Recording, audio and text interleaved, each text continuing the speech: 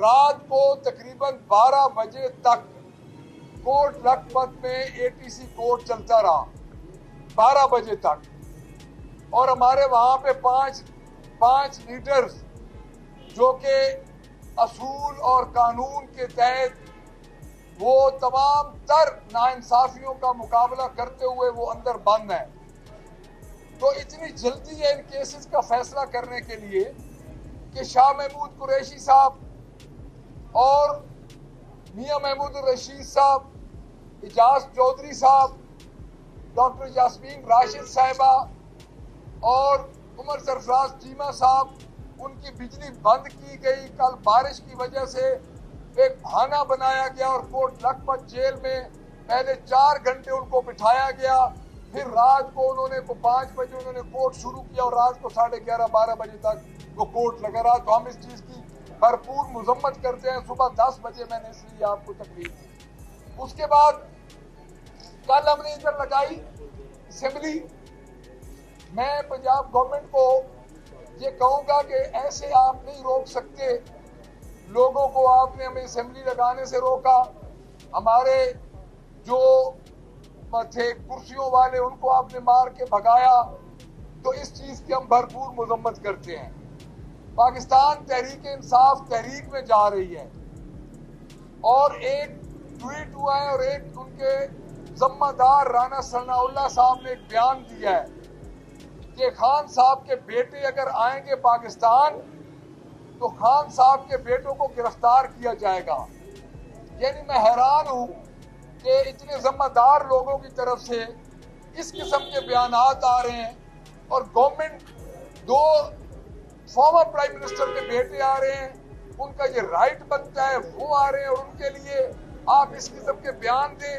آپ کیا تماشا دکھانا چاہ رہے ہیں دنیا کو؟ اور اگلی بات، ان کی ایک اور کرپشن سامنے آ گئی. 300 ارب روپے کی گندم.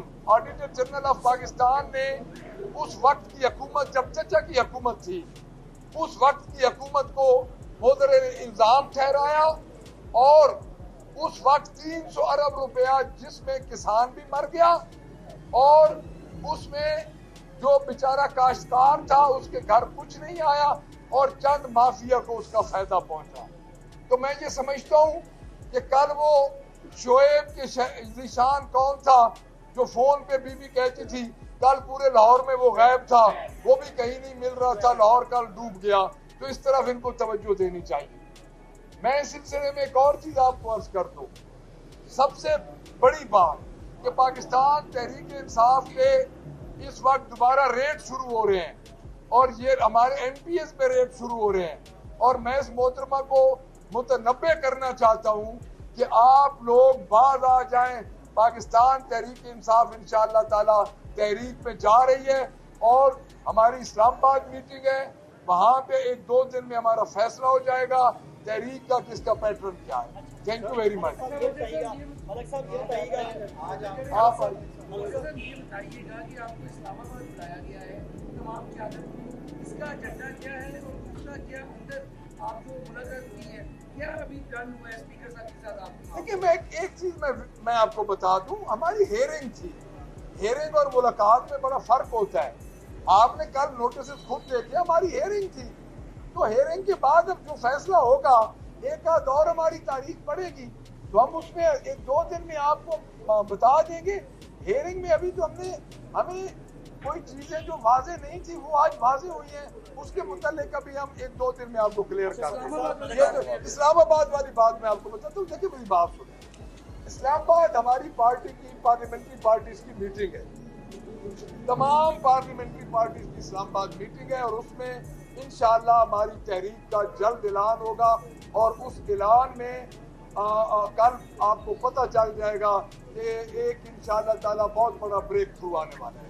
جی آپ سمیت آپ کی پوری پارٹی یہ کہہ رہی ہے کہ جو اسپیکر کا ریفرنس ہے یہ غیر آئینی ہے، غیر قانونی ہے.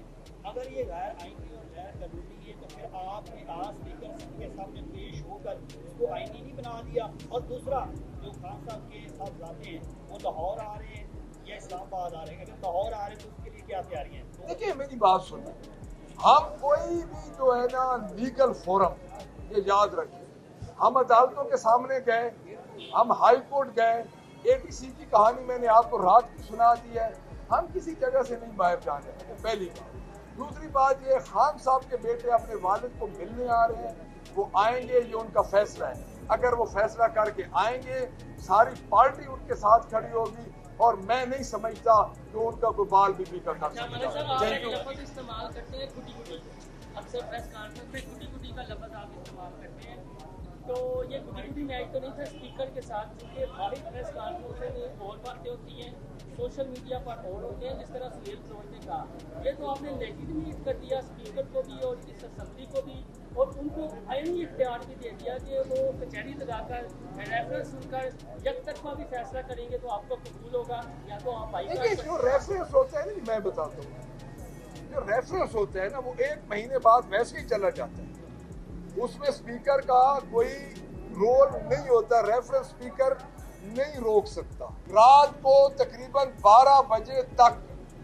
कोर्ट लखपत में एटीसी कोर्ट चलता रहा, 12 बजे तक, और हमारे वहां पे पांच लीडर्स जो कि असूल और कानून के तहत वो तमाम तर नाइंसाफियों का मुकाबला करते हुए वो अंदर बंद हैं।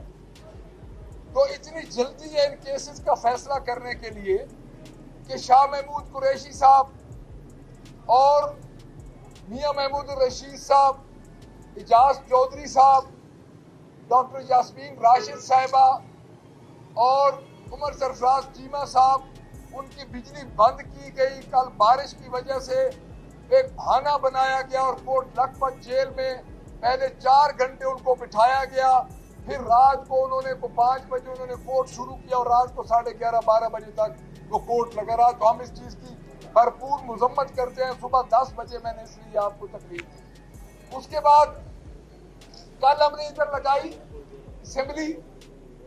मैं पंजाब गवर्नमेंट को ये कहूंगा कि ऐसे आप नहीं रोक सकते लोगों को। आपने हमें असेंबली लगाने से रोका, हमारे जो थे कुर्सियों वाले उनको आपने मार के भगाया। तो इस चीज की हम भरपूर मजम्मत करते हैं। पाकिस्तान तहरीक इंसाफ तहरीक में जा रही है और एक ट्वीट हुआ है और एक उनके जिम्मेदार राना सनाउल्लाह साहब ने एक बयान दिया है कि खान साहब के बेटे अगर आएंगे पाकिस्तान तो खान साहब के बेटों को गिरफ्तार किया जाएगा। यानी मैं हैरान हूं कि इतने जिम्मेदार लोगों की तरफ से इस किस्म के बयानात आ रहे हैं और गवर्नमेंट 2 फॉर्मर प्राइम मिनिस्टर के बेटे आ रहे हैं, उनका ये राइट बनता है, वो आ रहे हैं और उनके लिए आप इस किस्म के बयान दें। आप क्या तमाशा दिखाना चाह रहे हैं दुनिया को। और अगली बात, इनकी एक और करप्शन सामने आ गई। 300 अरब रुपए की गंदम ऑडिटर जनरल ऑफ पाकिस्तान ने उस वक्त की हुकूमत, जब चचा की हुकूमत थी, उस वक्त की हुकूमत को मोदर इल्जाम ठहराया और उस वक्त 300 अरब रुपया जिसमें किसान भी मर गया और उसमें जो बेचारा काश्तकार था उसके घर कुछ नहीं आया और चंद माफिया को उसका फायदा पहुंचा।